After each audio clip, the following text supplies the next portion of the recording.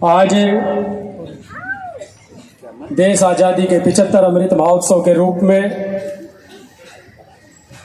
बड़े ही हर्षोल्लास के साथ 76वां स्वतंत्रता दिवस मना रहे आप सभी क्षेत्रवासियों को स्वतंत्रता दिवस की हार्दिक शुभकामनाएं, बहुत बहुत बधाई। और ऐसी कामना जैसे आज देश के यशस्वी प्रधानमंत्री आदरणीय नरेंद्र मोदी जी ने की है कि 100 वर्ष जब देश को हो जाएंगे, अमृत काल मनाएंगे, तो विश्व गुरु दोबारा भारत बनेगा, आत्मनिर्भर बनेगा। उस संकल्प के साथ आज दक्षिणी दिल्ली के बहुत ही लोकप्रिय सांसद माननीय रमेश विधुड़ी जी, जिनका सदैव हम सब सामान्य से कार्यकर्ताओं पर मार्गदर्शन रहता है और हमें आशीर्वाद के रूप में सदैव वो अग्रसर रहकर हम सबको आशीर्वाद देते हैं। सभी हमारे पूरे इस क्षेत्र के 75 से ज़्यादा पूर्व फौजी और बहुत सारी वसंत कुंज RWA के हमारे प्रधान और इस क्षेत्र के सभी नागरिक भाई और बहनों, मैं निवेदन करूंगा अपने बहुत ही लोकप्रिय सांसद माननीय रमेश विधुड़ी जी से कि वो मंच पर आए। आदरणीय रमेश विधुड़ी जी, एक बार जोरदार ताली बजाकर अभिनंदन करेंगे। मैं दादा जागेराम जी से निवेदन करूंगा कि वो मंच पर आए। हमारे चाचा पूर्व ACP सुरेंद्र सहरावत जी, वो भी मंच पर आए।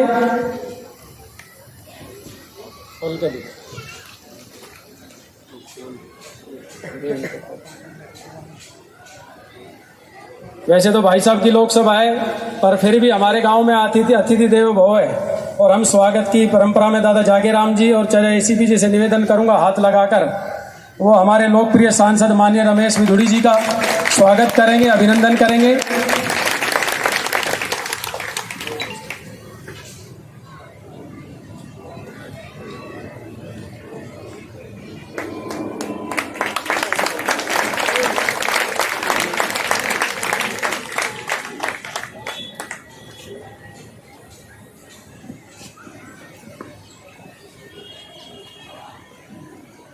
आज लाल किले की प्राची से देश के यशस्वी प्रधानमंत्री ने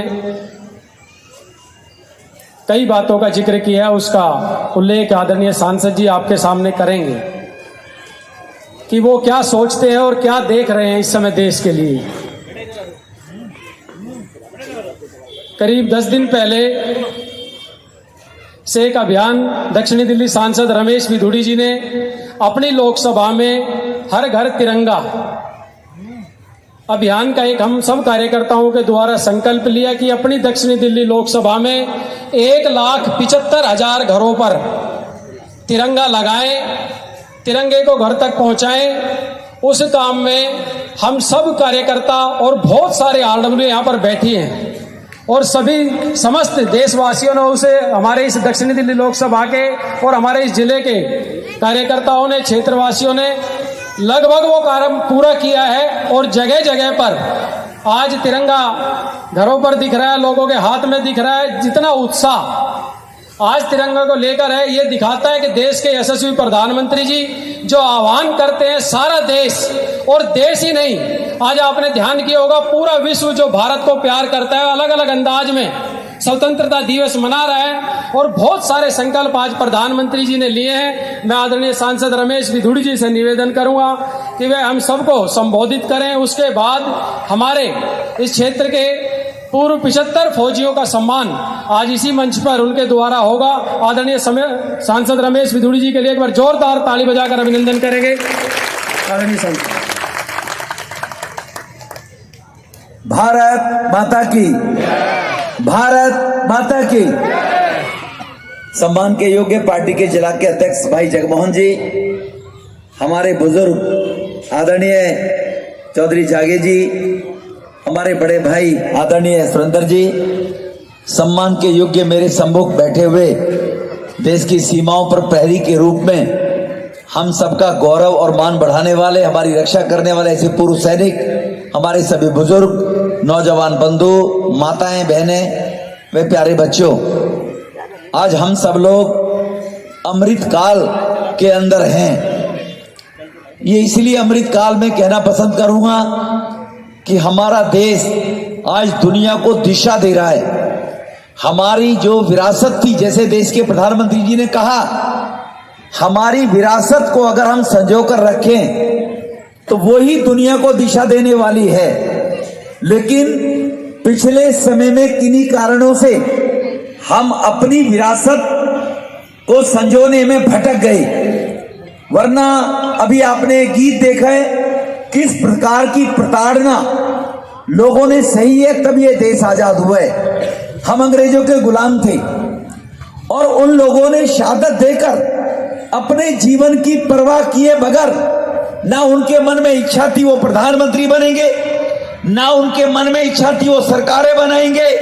उनको एक ही दर्द था कि हम सम्मान के साथ नहीं जी पा रहे हैं, हमारे साथ फिरंगियों का बर्ताव कैसा रहा, मुझसे वो लोग पीड़ित थे। 18 साल, 22 साल, 23 साल की आयु में उन नौजवानों ने संघर्ष किया और संघर्ष करने के बाद उनके मन में वही विरासत को आगे ले जाने का एक संकल्प रहा होगा। लेकिन क्या उस संकल्प को प्राप्त करने का प्रयास हुआ? जितना होना चाहिए था नहीं हो पाया। लेकिन ये हम सबके लिए स्वर्णिम काल है कि हमारे देश के प्रधानमंत्री ने उनके सपनों को पूरा करने के लिए भारत की विरासत को यथास्थिति उसी स्थान पर लाने के लिए जो पिछले 8 वर्ष में काम किए वो हम सबके सामने हैं। एक ही परिवार, एक ही खानदान, अभी जो हमारे बीच में हमारे वॉरियर्स थे उनके लिए म्यूजियम इंडिया गेट पर जो बनाया, इसी प्रकार से आज हमारे लेफ्टिनेंट गवर्नर साहब ने दिल्ली में 16 बड़े पार्क, जिनको कोई डिस्ट्रिक्ट पार्क बोल रहे हैं, जैसे हम इसको मछली पार्क बोल रहे हैं, ऐसे 16 पार्कों के नाम भारत के उन वीर सपूतों के नाम रखे, जिनमें 2 हमारे बी ब्लॉक बसंत कुंज और सी ब्लॉक बसंत कुंज के 2 पार्कों के भी नाम उन भारत के वीर सपूतों, आजादी की लड़ाई लड़ने के नाम वाले के नाम से रखे हैं। आज 15 अगस्त को और दिल्ली में लगभग 100 डीडीए के पार्क ऐसे हैं।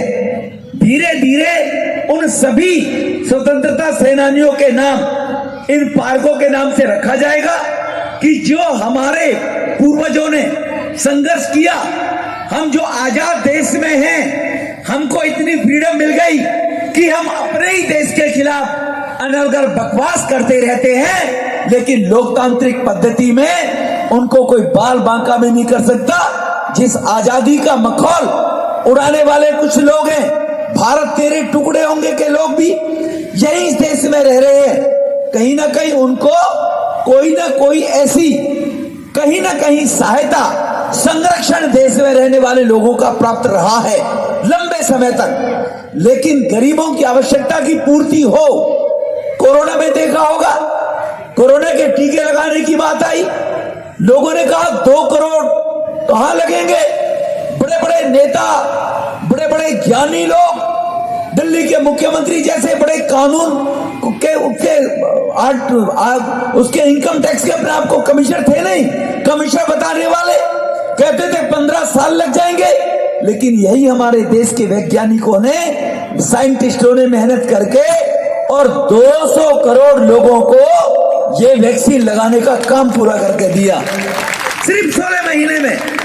हमारी प्रतिभा कितनी है, हम वसुदैव कुटुंबकम, ये हमारा मंत्र रहा है, पूरा विश्व हमारा कुटुंब है। सर्वो भवन्ति सुखिनः सर्वो सन्ति निरामया, दुनिया में सभी सुखी रहें और सभी निरोगी रहें, ये हमारी विरासत है। लेकिन हमारे ही बीच कुछ रहने वाले लोगों ने अपने निजी स्वार्थ के लिए इसको भुलाने का प्रयास किया। अब वो लौट कर आ रहा है। गरीब की आवश्यकता की पूर्ति के लिए गरीब परिवारों में 11 करोड़ टॉयलेट बना देना, 9 करोड़, हमारे देश में 27 करोड़ परिवार हैं, 9 करोड़ परिवारों को उज्ज्वला योजना से गरीब बहनों को गैस कनेक्शन देकर उनको सम्मान दे देना, ये छोटी मोटी बात नहीं है।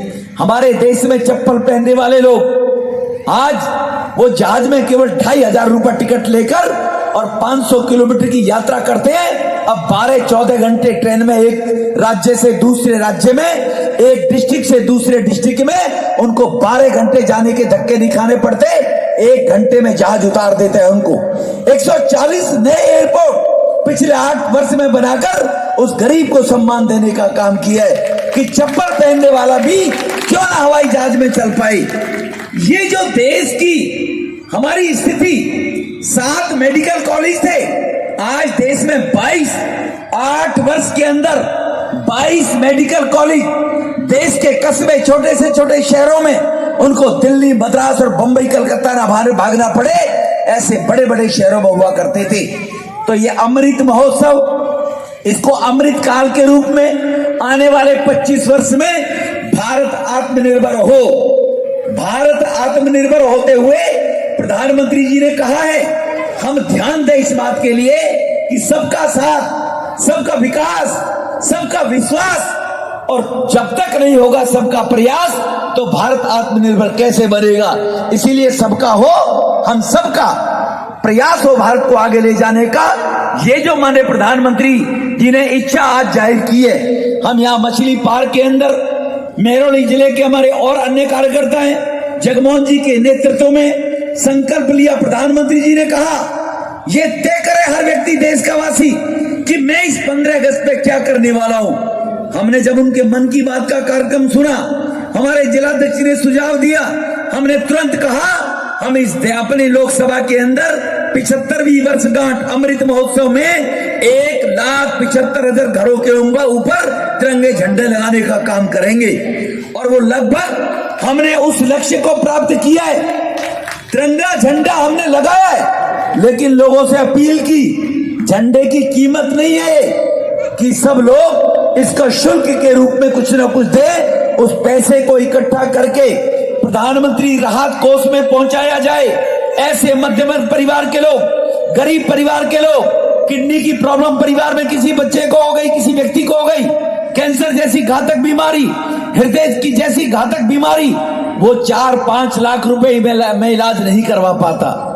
आयुष्मान भारत योजना देश के 3 करोड़ लोगों ने लाभ उठाया, लेकिन हमारी दिल्ली उससे वंचित रह गई। दिल्ली में वो योजना लागू नहीं की है, लेकिन केजरीवाल जी ने योजना लागू नहीं की। लेकिन हम ऐसे हमारे गरीब परिवार, किसी के रिश्तेदार जानने वाले हों तो प्रधानमंत्री राहत कोष से उनको मदद कराते हैं। 1 लाख रुपए से लेकर 4.5-5 लाख रुपए तक की, और 436 लोगों को पिछले 8 वर्ष में हमने दक्षिणी दिल्ली में से लोगों को मदद कराई है। तो इसीलिए प्रधानमंत्री राहत कोष में ये शुल्क जाएगा, जमा होगा, हमने घोषणा की है। जिससे शुल्क वहां होगा तो हम ऐसे और गरीब परिवारों के बीमारी में, इलाज में उनको अपने खेत, घर, दुकान, जमीन, अपने बहनों को जेवर गिरवी ना रखने पड़े, और वो इस भारत के अंदर रहते हुए स्वाभिमान के साथ में इलाज अपने परिवार के व्यक्ति का करा सके। ये सोचकर ये हमने संकल्प लिया है। और हमारे दिल्ली के अंदर, दक्षिणी दिल्ली में जब कार्यकर्ताओं की रिपोर्टिंग आई, 12 से लेकर 14 तारीख शाम तक हमने जब ये काम किया है, तो किसी भी देशवासी ने ये नहीं कहा कि हम शुल्क नहीं देंगे। किसी भी दक्षिणी दिल्ली वासी ने आगे बढ़ के लोगों ने कहा, हमारे मन से, विचार से, जिनके विचार मेल नहीं खाते हो, उन्होंने किसी इक्के दुक्के ने हमारे कार्यकर्ता से जरूर तंज कसा कि क्या यहां भी बीजेपी वाले व्यापार कर रहे हैं, झंडे पर भी बीजेपी वाले पैसे ले रहे हैं। लेकिन उस झंडे की कीमत 45 रुपए थी, डंडे समेत, झंडा, डंडा, रस्सी, और शुल्क रखा था केवल 20 से 30 रुपए। किसी की इच्छा हो 30 रुपए, किसी की इच्छा हो 20 रुपए वो शुल्क दे। तो अधिकतर 90% लोगों ने वो शुल्क दिया है। इसके लिए मैं धन्यवाद करता हूं दक्षिणी दिल्ली के सभी नागरिकों को, बहनों भाइयों को, कि वो पैसा हम कल तक कलेक्शन हो जाएगी हमारे पास, प्रधानमंत्री राहत कोष में जमा कराएंगे, हम उसको सोशल मीडिया पर डालेंगे, और जिन जिन परिवारों ने दिया है उनका पत्र लिखकर हम धन्यवाद भी करेंगे कि आपका बहुत बहुत धन्यवाद। देश के और गरीब के उन्नति के लिए आपने अपनी खून पसीने की कमाई से सहयोग दिया है। उसी प्रकार से आज यहाँ पर जैसे पार्कों के नाम का नामकरण हुआ है, जगमोहन जी के प्रयास से हमारे ऐसे 75 ऐसे पूर्व सैनिक, उनका सम्मान किया जाएगा, जिससे उनको ये गौरवान्वित अपने आप को महसूस करें। तिरंगे लगाने का कारण भी यही था कि वो आजादी के वीर सपूत, जो लोग आज ऊपर उनकी आत्माएं देखती होंगी कि हम इस भारत को किस प्रकार से आजाद करके लाए थे। हम तो इनको कहकर आए थे कि इस देश को रखना मेरे बच्चों संभाल के, हम लाए हैं तूफान से किश्ती निकाल के, यूं कहकर वो गए थे। तो आज वो प्रफुल्लित हो रहे होंगे जब उनकी आत्माएं देखती होंगी कि हर घर के ऊपर तिरंगा है, कि जिस तिरंगे के लिए हमने जीवन दिया, आज वो तिरंगा देश के 125 करोड़ लोगों ने हमारे सम्मान में अपनी सर के ऊपर बिठा रखा है। ये उनका सम्मान है। वो लाखों सैनिक जिन्होंने परवाह नहीं करते, घर में बूढ़े माँ बाप हैं, घर में जवान बहन है, उसकी शादी कौन करेगा ये परवाह नहीं करते, लेकिन तपती दोपहरी में, कड़कड़ाती सर्दी में हम 125 करोड़ लोगों की रक्षा के लिए देश की सीमाओं पर वो लगे रहते हैं। अब उनको भी उन्होंने अगर ये सीन देखा होगा भारत का तिरंगों का, जो प्रधानमंत्री ने कहा हर घर पर तिरंगा, तो वो भी अब आज फूले नहीं समा रहे होंगे सैनिक कि 125 करोड़ लोग हमारे साथ खड़े हुए हैं, चाहे पुलिस के रूप में हो, चाहे सेना के रूप में हो, पैरामिलिट्री फोर्स के रूप में हो, जो भी इस देश की रक्षा के लिए सेवा करते हैं, उन लोगों के सम्मान के लिए हमारे देश के प्रधानमंत्री ने संकल्प लिया। उसी कड़ी को आगे बढ़ाते हुए जगमोहन जी ने आज एक कार्यक्रम रखा। मैं उनको बधाई देना चाहता हूं। आप इतनी भारी संख्या में यहाँ पर उपस्थित हुए, आप सभी इस बधाई के पात्र हैं। और उस स्वर्णिम काल को जब भारत आत्मनिर्भर होगा, माने प्रधानमंत्री जी ने जैसे कहा, हम तो शायद ना देख पाए जब 2047 आएगा, लेकिन जो बच्चा 10 वर्ष का है, जो 25 वर्ष का है, वो जरूर देखेगा। और इस बात के लिए वो सौभाग्यशाली अपने आप को मानेगा कि हमारे पूर्वजों ने हमारी धरोहर को संभालते हुए हमें जो सुरक्षित देकर गए थे, आज हमारा देश विश्व गुरु के रूप में दुनिया की सबसे बड़ी ताकत आत्मनिर्भर भारत के रूप में है। उनको ये सौभाग्य जरूर प्राप्त होगा। जो बच्चा आज महीने भर का है, आज पैदा होगा, वो 25 साल बाद जवानी के अपने जोश के अंदर इस बात को लेकर निश्चित रूप से सौभाग्यशाली समझेगा कि हमें गर्व है, हम भारत के अपने पूर्वजों के त्याग के कारण आजाद हुए, तो आज हम आजादी के कारण पूरी दुनिया के चहेते हम बने हुए, ये भी उनको गौरव होने का, महसूस होने का सौभाग्य प्राप्त होगा। यही कहते हुए मैं आपसे अपील करना चाहता हूं, आपने सबने ज्यादातर मैंने प्रधानमंत्री का भाषण सुना होगा, लेकिन जैसे उन्होंने कहा है, चाहे स्वच्छता को लेकर हो, चाहे जल बचाने को लेकर हो, चाहे ऊर्जा को बचाने को लेकर हो, कि हम कैसे अपने घर की बिजली को अनायासी ना बल्बों को जलने दे। पैसा हमारे पास हो सकता है, लेकिन ऊर्जा की हम रक्षा करेंगे तो हमें बाहर से कोई भी ऐसी चीज इंपोर्ट करने की आवश्यकता नहीं पड़ेगी। हम अगर एक एक बूंद पानी को बचाएंगे तो आने वाले आने वाले समय के अंदर पानी की क्या कीमत है, हम उसकी महत्व को समझते हुए आने वाली जनरेशन को सुख का एहसास कराने का काम करेंगे। जो हम अपना प्रयास अपने देश को किस प्रकार से आगे बढ़ा सकते हैं, मेरा उसमें सहयोग क्या हो सकता है, केवल ये हमारे पुलिस वाले या हमारे सैनिक सेना में या हमारे डॉक्टर या हमारे साइंटिस्ट या हमारे राजनेताओं को कर्तव्य नहीं है। मेरे देश को आगे बढ़ाने में भगवान श्री राम के सेतु को बनाने के रूप में गुलहर गिलहरी का जैसे योगदान था, तो मेरा भी योगदान सुनिश्चित होना चाहिए। केवल व्यवस्था में लगे रहने वाले लोगों की जिम्मेवारी नहीं है, मेरी भी जिम्मेवारी बनती है कि किस क्षेत्र में मैं देश को आगे बढ़ाने के लिए, किस क्षेत्र में मैं आगे उनकी सहायता कर रहा हूं। ये सौभाग्य अपने आप संकल्प के रूप में प्राप्त करें। आज इस अमृत महोत्सव में मैं क्षमा चाहता हूं, आप रंगारंग कार्यक्रम देख रहे थे, मैं कुछ ज्यादा बोल गया, आपकी ज्यादा संख्या देखकर कि ज्यादा तक मैं अपनी बात पहुंचाऊं। जो प्रधानमंत्री जी का लोग देशवासियों से उम्मीद है, उसको करने के लिए आपने मुझे पूर्वक सुना। जिला अध्यक्ष जी ने, उनकी टीम ने मुझे बुलाया, उनका हृदय से आभार, बहुत बहुत धन्यवाद। धन्यवाद आदरणीय सांसद श्री रमेश विदुड़ी जी।